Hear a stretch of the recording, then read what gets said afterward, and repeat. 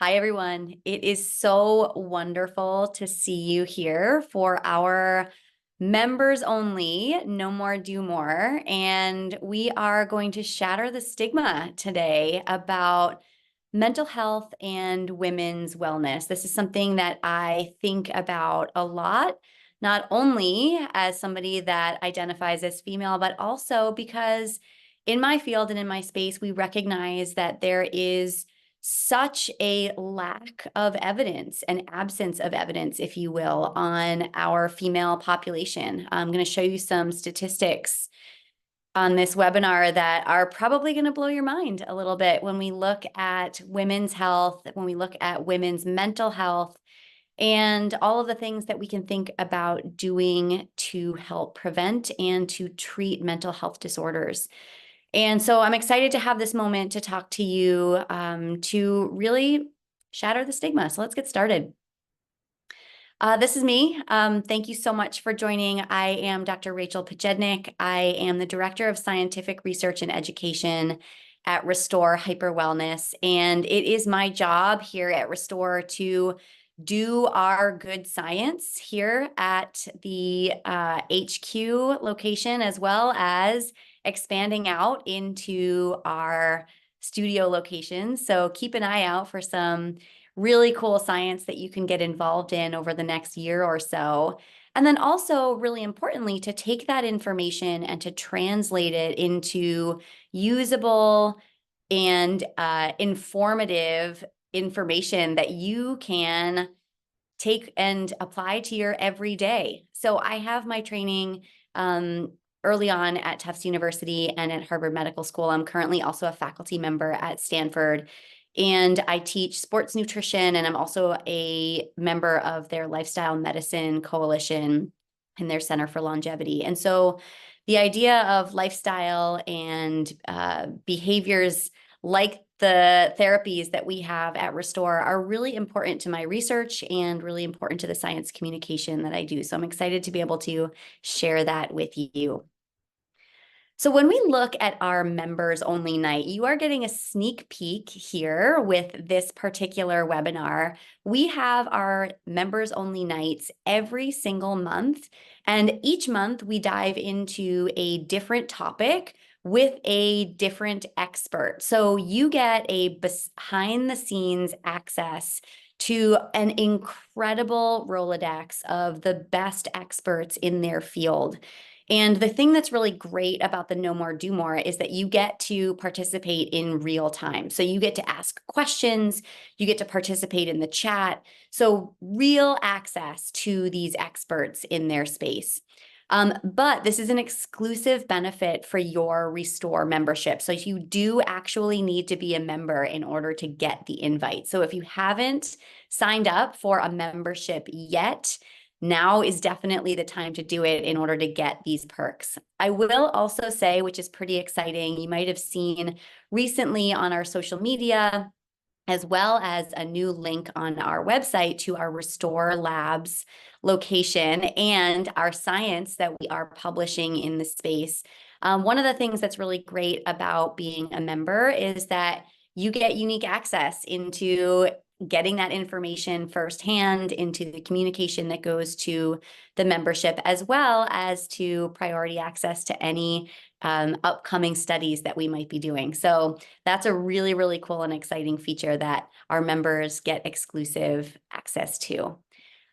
We also really want to make sure that you have the ability to tell us what you want to hear next. And so we have been doing the No More, Do Mores for our members for over 6 months now. And every month we get emails from our members at discoverynight@restore.com with requests for the experts that you're looking for the insights that you're looking for. And so if you are a member, you can email us at discoverynight@restore.com. It comes directly to me and to our medical and marketing teams, and we reach out and we get the expertise that you are looking for. So definitely check into a membership and you will get these unique access points every month. All right, so what are we going to talk about today? So you're with me today, the Director of Scientific Research and Education, and we're going to look at a comprehensive introduction to mental health and specifically its impact on women and women through the lifespan. So when we look at the female lifespan, we see that there are very distinct segments that are going to be affected differently from a mental health perspective. And we're going to look at the importance of the lifestyle habits and therapies that can help manage mental health symptoms, as well as potentially to prevent them in the first place.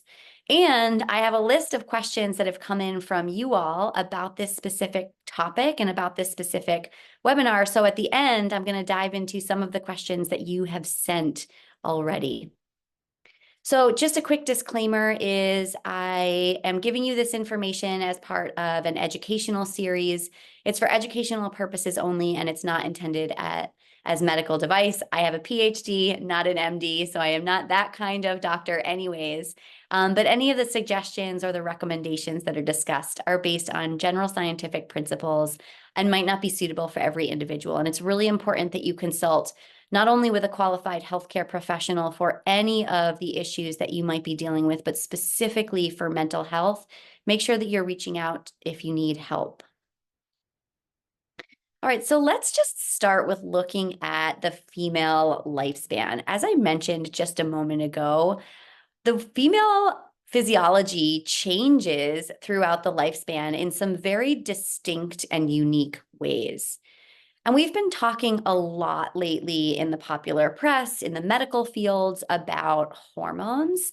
And this is one, but not the entire story. It's one part of the story. But if we were to look at hormones and take a deeper dive into hormones themselves, we actually see that the hormones are significantly changing throughout the lifespan. And so if we look at a female cycle from the hormonal perspective, and these are mostly going to be sex hormones of estrogen, progesterone, testosterone, and some of the other hormone derivatives like melatonin. This is that hormone that's going to help you sleep. What we see is that these are going to go through very significant and distinct segments throughout a female's life. And the first is going to be premenstrual. So this is going to be, early childhood up to about the early adolescent years. And then there is a major shift in these hormones with the onset of menstruation. When we start to see menstruating women, this is typically going to happen, menstruation through the lifespan, starting at around age 12 or 13 and lasts out through the early 50s. So we see that menopause is going to typically start around age 52 or 53 or so.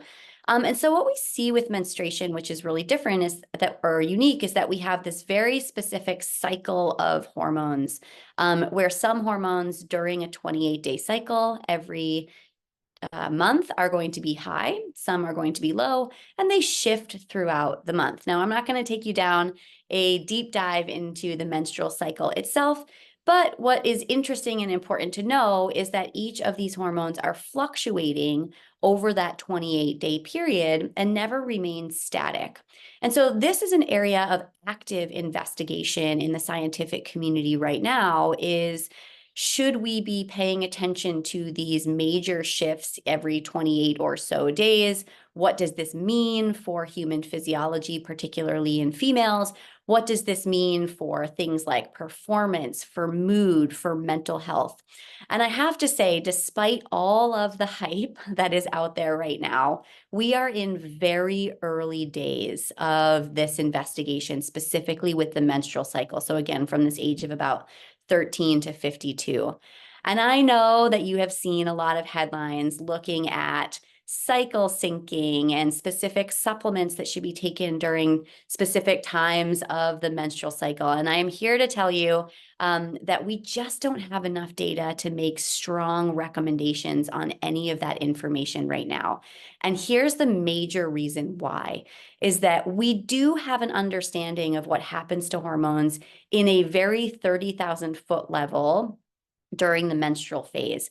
However, for every single woman, that's going to look very different. So you look at two 25-year-olds and they're going to have very different experiences with hormone concentrations, with the way that those hormone fluctuations make them feel. And then the really crazy thing is that if you look cycle to cycle to cycle within one individual female, you will see that no two cycles are ever the same. And so this is why this is a real challenge to study for scientists, and why we probably see such a dearth of information is because it's actually really hard to study these changes in hormones themselves. We're working on it. We have some really, really excellent scientists that are doing this type of investigation and really trying to figure this out for you. But one thing that I would say is beware the hype and beware of the certainties that you are coming across in the headlines these days. Really listen to your own body and try to understand what your cycle looks like if you are a menstruating female, because you're going to be a very unique being compared to the people that are around you. Now, during menstruation, we also have two periods of very different hormonal fluctuations. And this is going to be if a person gets pregnant, so during pregnancy, as well as that postpartum period. We're going to talk a little bit about this on the next slide, but we see that there are dramatic shifts even within the normal menstruating cycle during pregnancy and then postpartum that are going to potentially cause some physiologic and some mental health consequences. Again, very early days in the science. And I know that that is so frustrating to hear, because I want to know what is going on with my body. And so we are really trying to start to take a deep dive in there. Now, there is a very important shift that happens in females that is very unique to females and different from males, is that we have a menopausal period. And what that means is that we stop ovulating and we stop having a menstrual or bleeding cycle. And what you can see is that happens typically, as I mentioned, around age 50 to 53 or so for most women. And what menopause actually means is that this is a 12-month period in which you have not had a menstrual bleed or a menstrual cycle.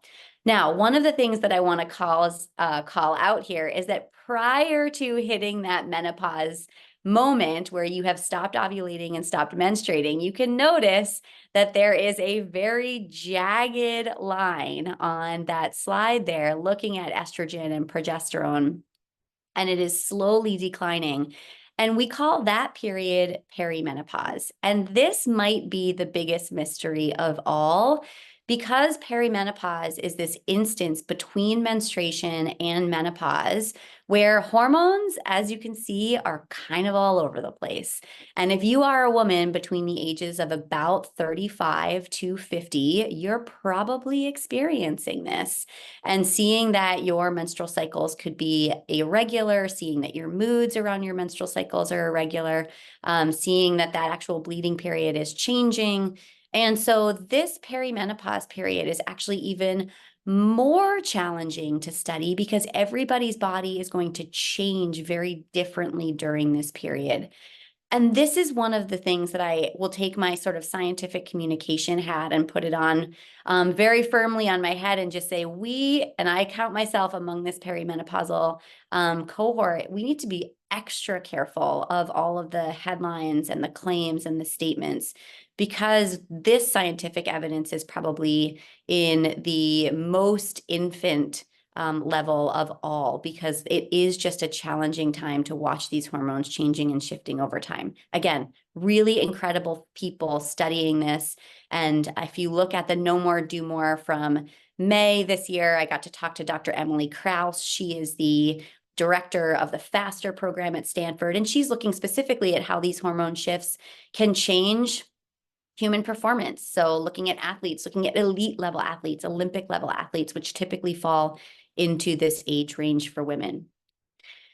And then once you have your menopausal period and you are post-menopause, what you can see there is that after the age of 50, everything kind of flatlines. So we've got estrogen, progesterone, testosterone all coming down. And the really interesting thing about post-menopause is that this is actually fairly easy to track because things aren't fluctuating, things aren't changing.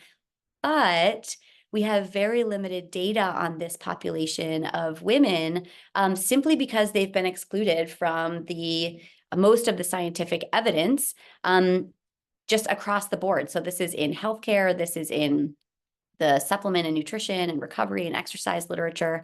And they've just been sort of systematically excluded. So this is also a really exciting area to look at. And hopefully we will have a lot more data looking at this postmenopausal period, and what can be done from a human performance and longevity standpoint here. So as we've sort of set the table of what does the lifespan look like, what are our hormones doing? What is the scientific evidence saying? Let's dive a little bit into each of these periods and really understand a bit more about how potentially these hormones can affect mental health.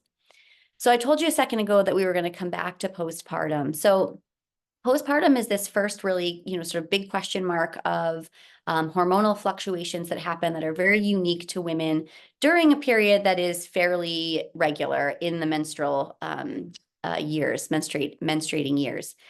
So when we look at postpartum women, this is a place where we really see some very staggering facts, particularly when we look at mental health outcomes. And so this is where we can start to get clues into changes in hormones and the relationship that they actually are going to have with mental health, because these figures and these relationships are so staggering. So when we look at the postpartum period, we see that after giving birth, about 85% of women experience some kind of mood disturbance. And we see that 10 to 15% of women develop more significant symptoms like depression and anxiety. And we also see that this is not going to be equally spread out. And this is something that we see in most of the healthcare literature, is that Black and Indigenous women, minority women, are 2 to 3 more times likely to experience these maternal mental health conditions. And most importantly, are less likely to receive care. And when we sort of carry that out a little bit further, we see that 1 in 8 women have symptoms of postpartum depression.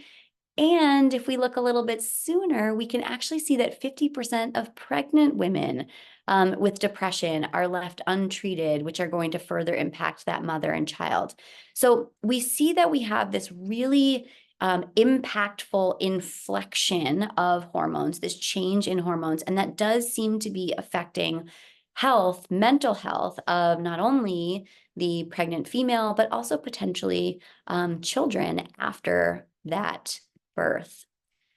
And so once we move from this really important shift in hormones from pregnancy and postpartum into that sort of wobbly line of perimenopause, we see that perimenopause phase that leads up to menopause is when we start to have these, changes in hormones, where we have early stages of skipped periods, of occasional instances of long instances where we might not have a menstrual bleed. And then when we get to those later stages of perimenopause, these periods are going to become very irregular, likely starting to sort of peter off. And then we start to see that menstruation is going to cease entirely, marking this end of perimenopause and going into the menopausal phase. So this is, again, that 12 months period where you are not having a menstrual bleed. And what we see in that perimenopause to menopausal stage is a second instance of these connections between mental health and fluctuations in hormones. So this gives us a clue as to, again, how these hormones might be affecting the mental health of women during these changes of significant hormonal disturbance. I will say, which is really exciting and interesting, is when we look at postmenopausal women, what we tend to see is that these levels of anxiety, depression, and mental health issues do start to level off. So like you saw those changes in hormones, those depressions in estrogen, progesterone, and testosterone, we do also see interesting indications that that might also be helpful from a mental health perspective. So the fluctuations are likely something that is associated with these mental health disturbances. So if we were to look at mental health itself, and particularly in women, let's take a slightly deeper dive into what mental health actually is. So Mental health is really sort of a hot topic lately. And we see that mental health is going to affect how we think, how we feel, and how we act. And mental health can be things that are changing not only acutely, so in the short term. So this is some kind of mood disturbance that you might have that lasts for 10 minutes or 15 minutes or an hour. But this can also lead to those more chronic changes in mental health that are going to be very much affecting our day to day, our week to week, our year to year. And when we look at mental health, this is going to help determine how we handle stressful situations, whether it is in the short term, something that sort of sets us off in that sort of acute sense, or maybe chronic stressful situations that we are finding ourselves in. We are all post-COVID in sort of a chronic stress situation, and we have been here for the past several years. Mental health can also help you to relate to others, to make healthy choices. We see that people that are under mental health crises are making choices to eat and drink and potentially use other substances that could be part of a more vicious cycle.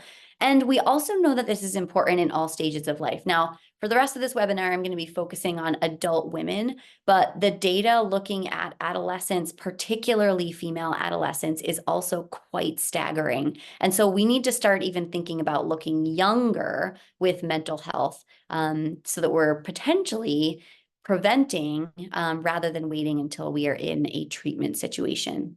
But when we look at mental health, we see that it is going to be emotional, it's going to be psychological, and it's also going to be social. And these things are all going to play off each other continuously.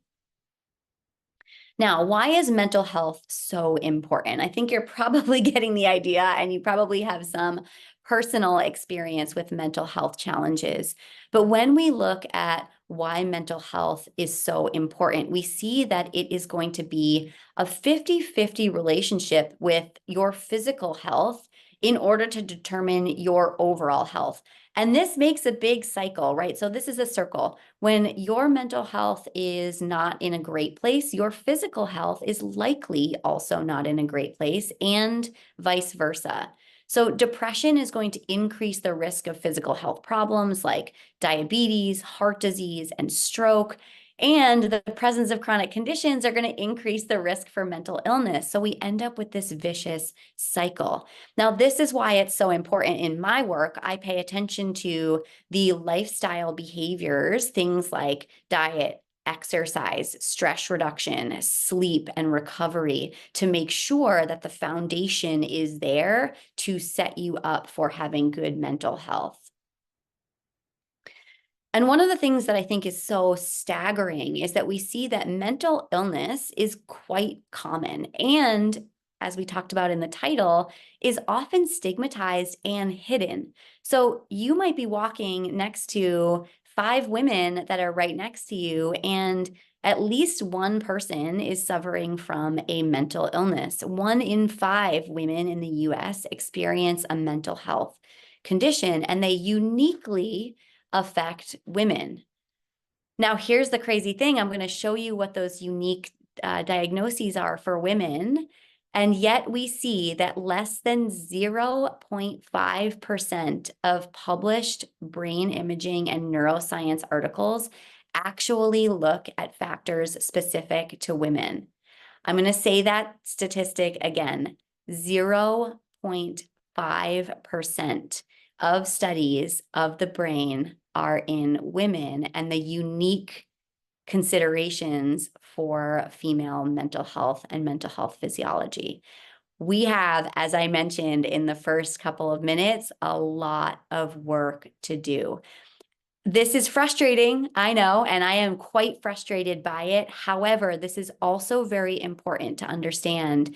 And I've said it, a million times already. We are in early days of understanding this physiology. It is incredibly frustrating. Science is incredibly slow, but this is also why females, we need to be really careful about latching on to a lot of headlines, a lot of claims, because we're just not there yet. So this is why it's so important for me. If I put my director of research, scientific research and education on, to come and do webinars like this with you so that you can sort of weed through the information that is constantly bombarding us, take a deep breath, and really understand where the science actually lies.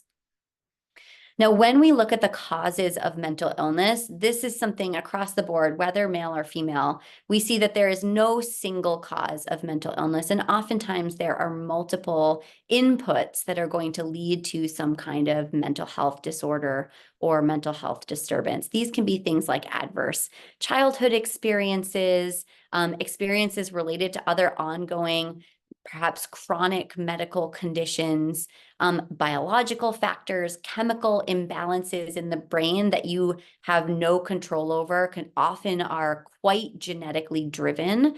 Potentially the use of substances such as alcohol or other drugs, again, this vicious cycle.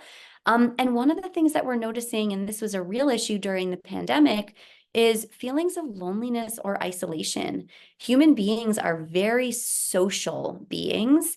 And what we see is that ongoing isolation, whether it's something as extreme like being quarantined during a pandemic or constantly being alone behind a screen, we see that this can be really problematic for the onset of mental health disorders. So no single combination, but many of these things, no single cause, but many of these things in combination can lead to mental health disorders. And when we look at mental health issues, as I mentioned, for females specifically, there are unique considerations for mental health issues that are going to affect women at different stages in their life. And in fact, there have been over 200 types of mental illnesses that have been diagnosed and that are going to be specific to women. And when we look at these issues that are more common for women, we see depression, anxiety, eating disorders. ADHD is on the rise in females. So we used to see that it was mostly diagnosed in younger males, mostly boys. And now we're noticing that this is being increasingly diagnosed in younger and older females. And the really interesting thing about ADHD is that it manifests really different in females than it does in males. And this is why it hasn't been captured earlier on. When we look at all of those hormonal fluctuations that we were just talking about, having premenstrual syndrome, having postpartum depression, postpartum psychoses, changes with menopause, and also things like bipolar disorder, these are all going to be potentially affected by those hormonal fluctuations that we are having. So if we know that these are happening and we know that the science is coming along, but not quite there yet, what can we do about it? Well, I think one of the first things that we can do that's really important, and I tell this to our entire system as well as to clients and to people that I work with, is the first thing that we need to do is take a big deep breath.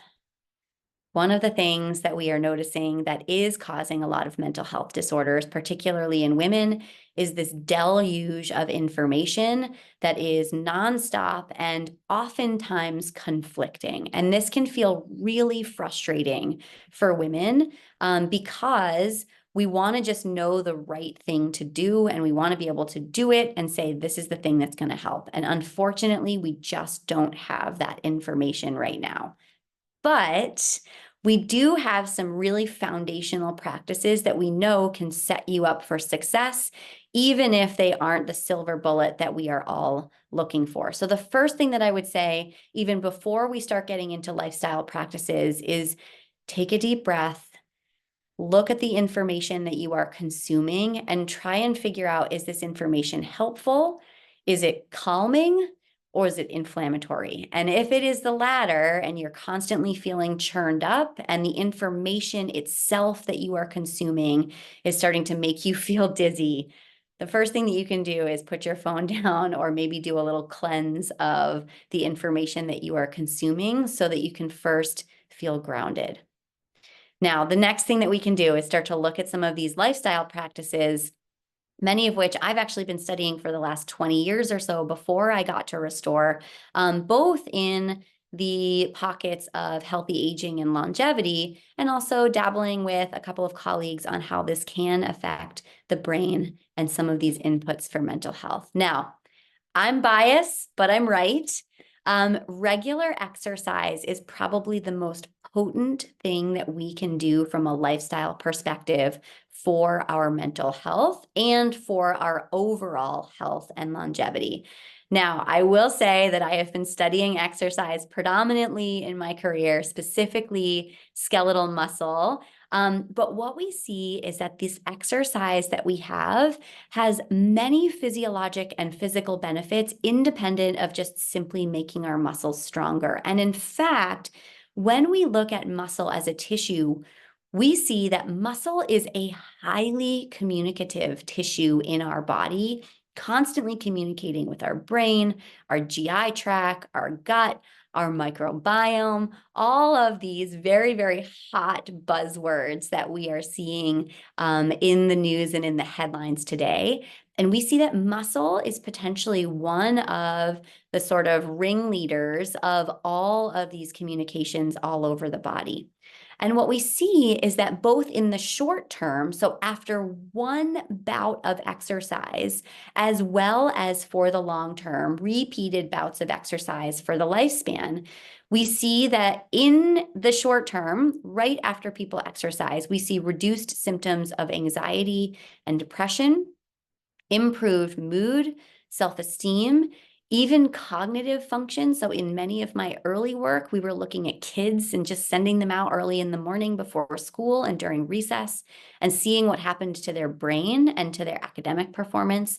And we see that that communication between your muscle and your brain is strong and it acts quickly, which is very exciting.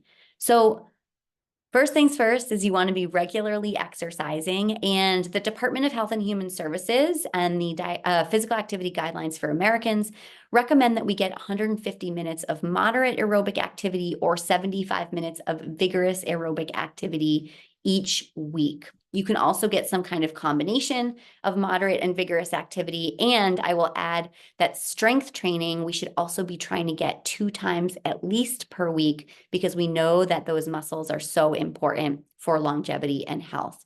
We also see that muscles specifically independent of mental health. I'm going to put a little plug here for my muscles. Muscles independent of mental health are critically important for long-term health for females specifically, and maintaining that muscle mass is key, particularly post-menopause, to avoid disorders and diseases like sarcopenia, like osteoporosis, like cardiovascular disease. And we see that during those perimenopause and menopausal years, that exercise is a very potent way to manage many of the vasomotor symptoms, things like hot flashes, sleep disturbances that you have during those time periods. So helps right now, helps in the long term, and helps during these phase transitions during the lifespan. Now, one thing that exercise can also help is getting quality sleep. And so we used to say back when I was, in grad school, and I'm sure everybody is sort of guilty of saying this at some point in their life, is I'll sleep when I'm dead, right? That was probably the worst advice we could have taken for ourselves and the worst advice that we can give to the people that are around us, because we know that quality sleep helps your brain work properly. You need that rest and reset in your brain, in those neurons in your brain, in order to help recover. And studies show that sleep deficiency itself actually changes activity in parts of the brain that help you make decisions, solve problems, control your emotions and behavior, as well as risk-taking behavior. So if you're sleep deprived, you are probably already setting yourself up for some mental health consequences that can then spiral into poor decision-making or potentially making mistakes in your day-to-day that you otherwise wouldn't have if you've gotten a good night's sleep. Exercise can also help you sleep because it makes you tired. So these two things go hand in hand. Now, here are some ways that you can help improve your sleep hygiene, or those patterns that you have before you go to bed, to help you get to sleep as well as stay asleep. First things first is try to maintain a consistent sleep schedule. I know this is really challenging in our day to day, but if you can get to sleep at a pretty regular time, your body's circadian patterns, this idea of being awake when it's light time and asleep when it's dark time, can be really helpful and start to regulate themselves.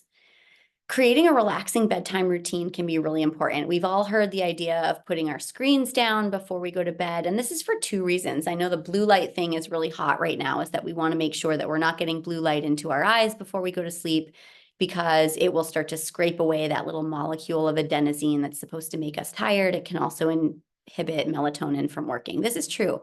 But we also see that scrolling or doing things like checking your email before you go to bed also builds up that fight or flight mechanism in our brain. So if you are doom scrolling or checking your email and your boss has emailed you late and that's the thing that you're thinking about before you go to bed, it's going to stop you from going to bed and going to sleep, because you've automatically created that fight or flight response.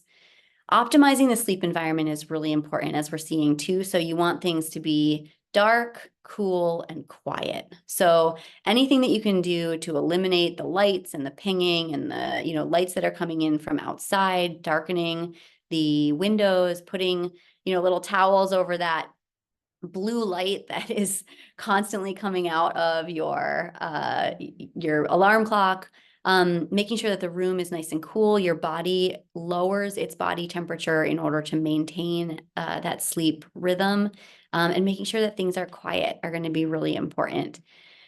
You can try and track your sleep using something like an Aura ring. At Restore, we have a really nice partnership with Aura. I wear one, and I love to see how things are affecting my sleep or not. And what that can help you do is to sort of just recognize, oh, shoot, I ate too close to bed last night, or I checked my emails and that one thing that I had forgotten about just kept me awake and didn't allow me to get into those deep sleep and REM sleep cycles. So it's really nice to sort of figure out what your triggers are so that you can go back and correct them. As I mentioned just a moment ago, isolation is really problematic for mental health. Social connection is critically important for mental health. And we see this really specifically with women. So it's human nature to want to have connections with other people, but we see that these connections have very significant impacts on health and well-being, and that social support maintains not only healthy weight and controls blood sugars, but also can increase rates of survival from cancers, from cardiovascular issues, from post-traumatic stress, and then just generally overall mental health. There's been some really interesting studies looking at social connections from a big data set called the Framingham study, which is a study of about 5 generations of people outside of Boston in a little town called Framingham. And what they noticed was that the more socially connected people were, the less likely they were to develop these diseases that we mentioned just a moment ago, but also to have a better recovery should they be diagnosed. And much of this is attributed to having a support system around you. So it's hard if you don't already have a social network to create adult friendships, but you can create a situation where you are putting yourself in a place where there is a community so that you can start to integrate. One of the great places to do that, I will say, is your local Restore studio. And I'm saying that as a completely biased person, but I've already recently moved to California and started going down to our Los Gatos studio, as well as some of the studios in Southern California. And I've started to make friends with the nurses, with the hyper wellness reps, with the other people that are around me as you're sitting, getting your drip, and just having conversations with the people that are around you. It's really nice to find like-minded people that you can start a conversation with and start friendships with. It's also really important when you are an adult to stay in contact with your social network. So one of the strategies this is my personal strategy that I came up with during COVID when I was feeling pretty lonely, is if I thought of somebody, if I thought of a friend, I just sent them a quick text. Hey, I'm thinking about you. Hope you're great. You were just on my mind. And I can't tell you how many people got back to me and they were just like, Rachel, I was just having a moment where I was just feeling lonely and sad. And it was so nice to know that somebody out there was thinking about me. So it's just a really nice thing to pass on to the people that are in your already established social network. Now, one of the things that we see all the time is this idea of practicing gratitude. And I know we've all been told that you should have the gratitude journal and you should keep it next to your bed so that you can write your 3 things that you're grateful for before you go to bed. And it's kind of getting to a point where we're all like, okay, I hear you. But here's the thing, it actually works.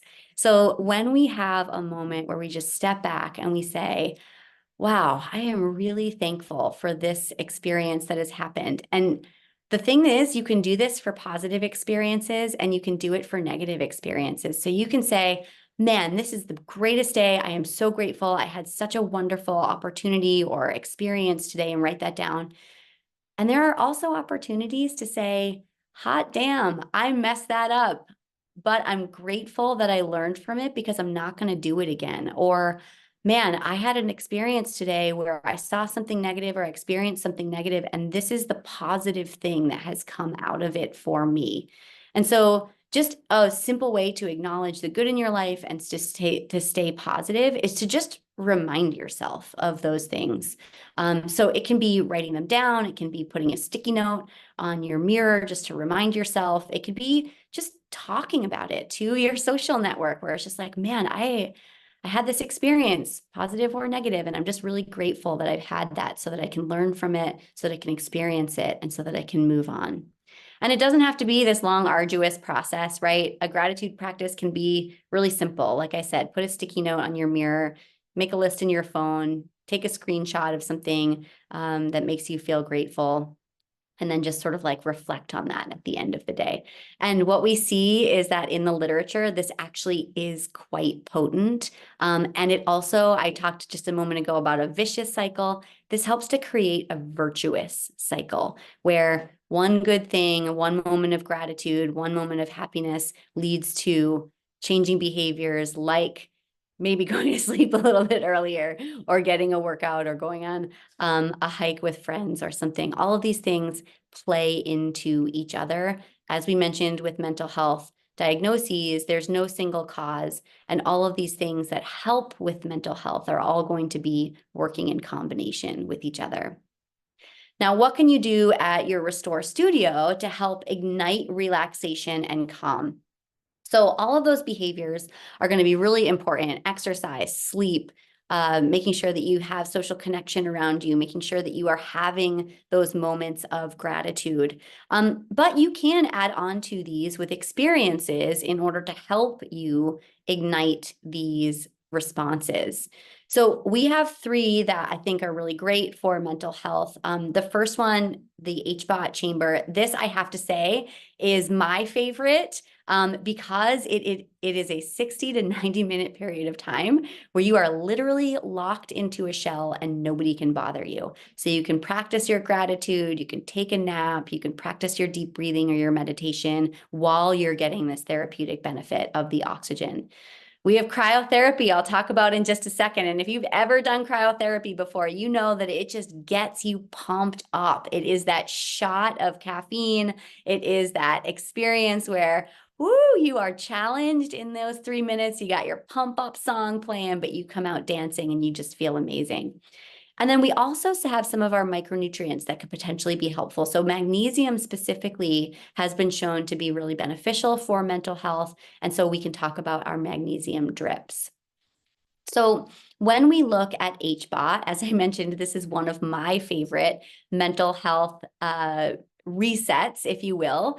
And for me, I think that the reason this is so helpful, in addition to the oxygen and all of these physiologic benefits that we're having from the pressure and from the oxygen, which I'll talk about in just a second, one of the things for me is I sit in that chamber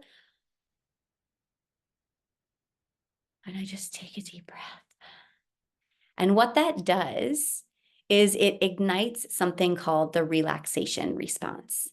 And the relaxation response is opposite from the fight or flight experience that we have when we're looking at our emails or scrolling through our social media or watching the news. this is the opposite response. This is the response that says rest, digest, relax, reset. And that's one of the things that I love about HBOT is that you don't have any other choice really except to do that in that moment. So for me, I give myself 60 to 90 minutes just so that I can be unbothered and I can have that relaxation response. Another great place to do this, and I'm not going to talk about this today, but another great place to do this is actually the infrared sauna as well. And that heat can be really helpful to induce that relaxation response. So with HBOT, not only are you getting the relaxation response, but you're also going to have an increased influx of oxygen to vital organs like the brain, which have been shown in some studies to improve cognitive function, to have effects on depression and anxiety, and potentially also improve attention. So we know that the oxygen and the pressurized oxygen specifically is having a beneficial effect on the brain. So these two things in combination, the relaxation, the quiet time, and then that oxygen delivery could potentially be quite helpful for your mental health. Cryotherapy is going to have the opposite response. And we know we need balance in our life, people, right? So when we we go into the cryotherapy machine, we're going to have that really, really elevated and excited experience for our mental health. So funny enough, the extreme cold is actually going to activate your body's natural fight or flight response, but in a controlled way. So you know when you go in there, you are going to challenge yourself with 3 minutes of cold. You're going to have your music bumping. You're going to have that experience where you're going to come out and you're going to be like, woo, this is incredible. And the interesting thing is we actually call that response a hormetic response. So in the HBOT, you are having a relaxation response. In cryotherapy, this is hormetic response. What this means is that we're going to induce tiny amounts of stress over time, so 3 minutes at a time. And what it does is it actually teaches your body to deal with stress. So while you're having this sort of like flush of endorphins, if you will, you've got all of this wonderful sort of pump up music and energy around you, you are physiologically at the same time training your body to deal with stress. So this has what we call a hormetic response. So when you actually have stress in your day-to-day, you are better prepared to deal with it. So it's almost like it's giving you tools to deal with stress in addition to, in the very moment that you're experiencing that cryotherapy, improving your mood. And we see that cryotherapy reduces mental health deterioration, and in that moment can provide a very quick antidepressant effect because you are just so amped by the whole experience. Now, lastly, my background, as I mentioned, is in exercise and nutrition. And what we see is that your magnesium drips can actually be really helpful for your mental health. There's limited data on intravenous magnesium, but we see in the oral data that this is becoming more and more clear that there is a beneficial effect of magnesium on overall mental health. And you can get magnesium alone at your Restore studio, or you can level it up with things like taurine, with vitamin C, which is going to be a pretty potent anti-inflammatory, with your B complex, which can be really helpful for metabolism. And so all of these things together could potentially be very helpful for your overall mental health. Now, when we look at different need states, if we go back to women that are either pregnant or postpartum, we see that there's potential to use these IV drips to enhance your experience during pregnancy. It was really interesting when I was at my studio. As I mentioned, I go to the Los Gatos studio. I was talking to a client there who was actually a dad who had just let me know that his wife had had a beautiful baby girl. And they had been coming to the studio because she had such horrible morning sickness that she wasn't able to keep much of her food down. And so the studio nurses actually worked with her OBGYN to help her develop a drip that was perfect for her so that she and her unborn baby got just exactly what they needed during that time period. So this is another really wonderful benefit of working with our incredible medical staff, is that they are super knowledgeable about these medical conditions. They make sure and care to make sure that you are safe.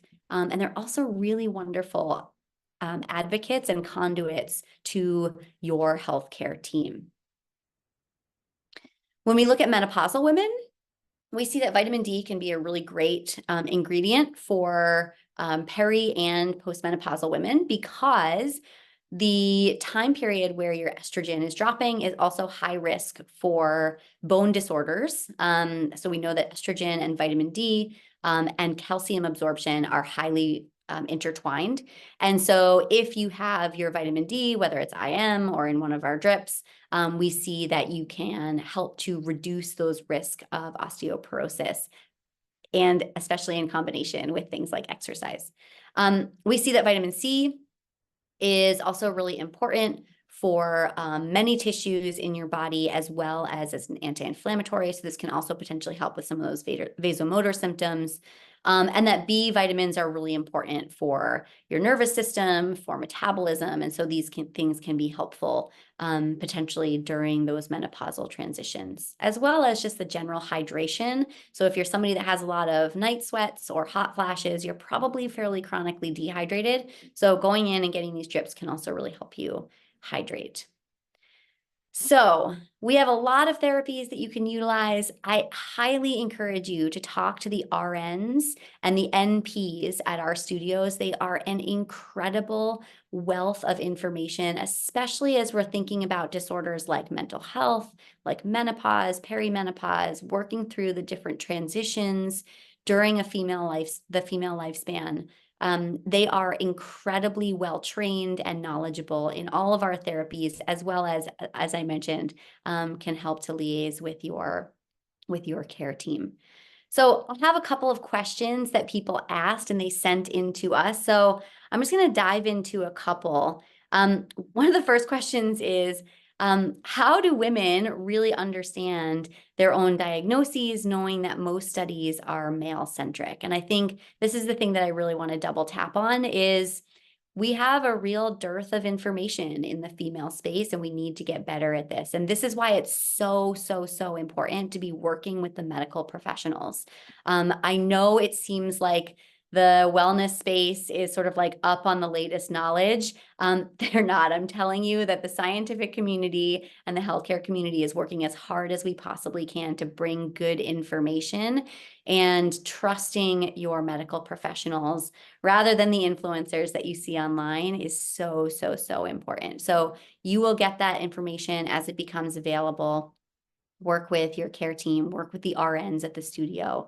They are on the leading edge of the true information.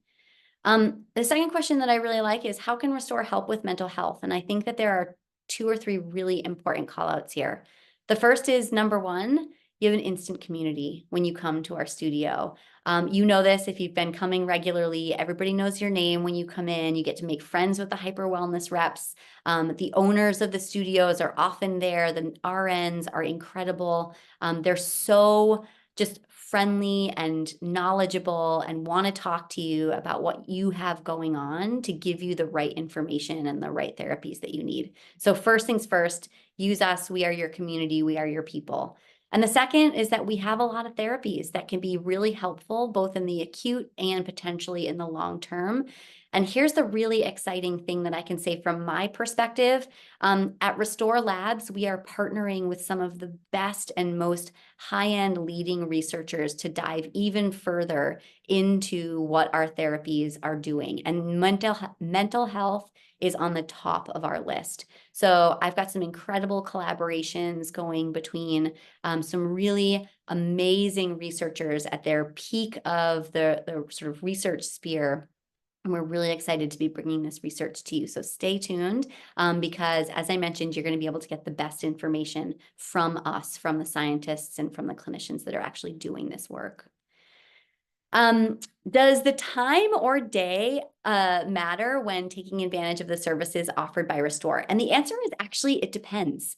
So this is one of the things that's so important about tracking the way that you feel. So remember I said in the very beginning, particularly when we're looking at a lot of these hormone fluctuations, that there might actually be benefit to, using a specific therapy or doing a specific exercise during one time or another during your cycle. I will say that the sort of like cycle syncing thing, exercise or nutrition around specific phases of your cycle doesn't seem to be panning out in the research.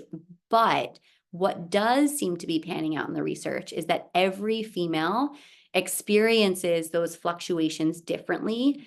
And that is what seems to matter. So if you are in a period where you are, 2 or 3 days after your menstrual bleed and you just feel amazing and you are lighting the world on fire, but 6 days earlier, you were just feeling like holy hell, that's real, right? And so tracking your cycle and figuring out how you feel during each of those cycles is going to help you best determine when to use our therapies rather than going on some 30,000-foot generic recommendation. Again, this is sort of where the cycle syncing stuff comes in, is they're just kind of going off a really generic theory that doesn't seem to be panning out in the literature and probably doesn't apply to your experience.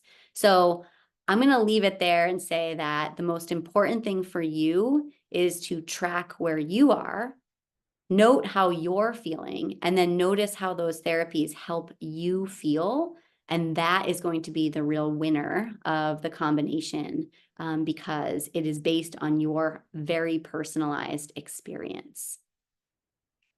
So I am going to sign it off there, team, with those really important questions.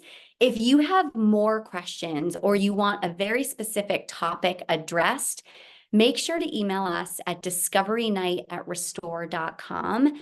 We answer and look at all of the emails that come into that account. It's really important for us to be meeting you where you are with the questions that you have. And I will do my best to make sure that we have the leading experts coming to you to give you the answers that you need. Personalized wellness is so important to us, as I've mentioned. So let's make sure that you give us the questions and we will give you the answers. Now, there are some things that you can do in the meantime. First is make sure that you are signing up for your membership.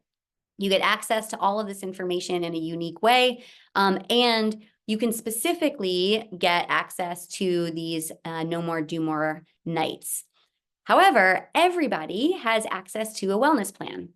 So if you have a very specific issue that you are looking, maybe it's mental health, but maybe it's something different, you can scan this QR code and you can figure out what is your best plan. If you are having mental health issues and you want to use some of our therapies in combination with your care team, then this is a great place to get started to understand what the therapies do and how they're going to help you in your personalized wellness journey. You can also learn from us and our team. So we have an incredible blog. You may or may not be accessing it, but it is really, really good information. So if you scan the QR code on the left, then you can make sure to find all the information at the blog. We work really hard to bring you the evidence-informed information so that you have access to the leading edge science from our portal. You can also join like-minded individuals by following us on social. So as I mentioned, we had a really cool announcement about our Restore Lab study out the other day. So make sure that you are following us and that you are interacting with us, asking questions online. You can get direct access to me, to our medical team, and to many of our incredible practitioners simply by pinging us in the socials.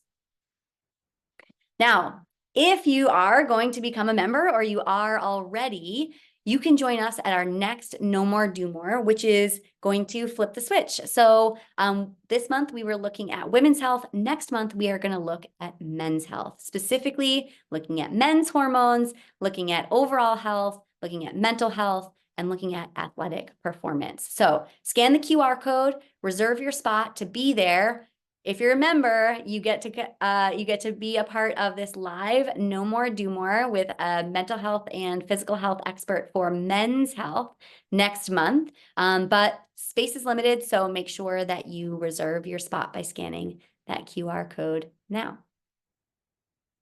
Lastly, my final announcement is our co-founders wrote a book about all of our therapies. It is called Restore: The Life-Changing Power of Right Away Wellness by Jim Donnelly and Steve Welch.